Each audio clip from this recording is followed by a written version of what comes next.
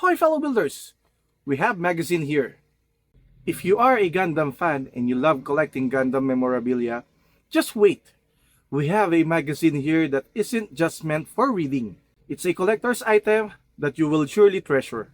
This is the Gundam Next Future Pavilion magazine, the official companion guide for the Gundam Pavilion at World Expo 2025 Osaka, Kansai. The Osaka Expo is a world expo. This isn't a yearly event.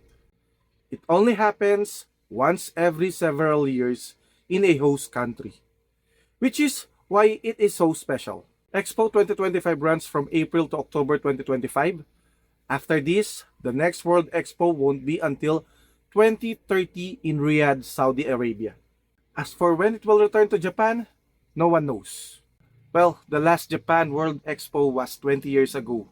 One of the main attractions and the talk of the town here was the Gundam Next Future Pavilion. When you step inside, it feels like you've entered the future of Gundam. A world where humans, technology, and mobile suits coexist. And of course, there's the breathtaking RX-78 F00/E life-size Gundam. I tell you fellow builders, it is one of a kind to see it in person. That is why this magazine is more than just a merch. It's quite literally a physical core memory. It has an aesthetically pleasing cover with plenty of details to notice. It features a straightforward white-themed cover with embossed details that showcase the image of the Gunpla featured inside. On the back, you will find the Osaka Expo logo and even the price. Composed of 5 chapters, it does a great job explaining the entire story of the pavilion. Here is the synopsis of the magazine. The great thing about this book is that they prepared it in both Japanese and English in one volume. Basically, the magazine is very rich, spanning everything from imagination to creativity. It connects the story of what you personally experience inside the pavilion, providing the full context and behind-the-scenes look. Every material in the scene is detailed and plotted out in this magazine.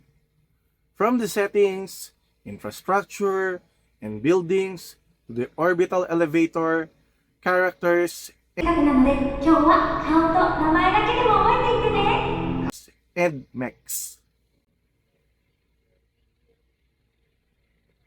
There's even a message here from Yoshiyuki Tomino himself. And as a fan, when you read it, it really hits home. This is the type of magazine that you won't even notice that you reach the last page. I'm so lucky to experience the legendary Osaka World Expo 2025 personally. This is truly a once-in-a-lifetime event that has definitely become a core memory for me. Together with my friends, we experienced this once-in-a-lifetime Gundam anthology. I'm very thankful to them sharing these impossible moments with me.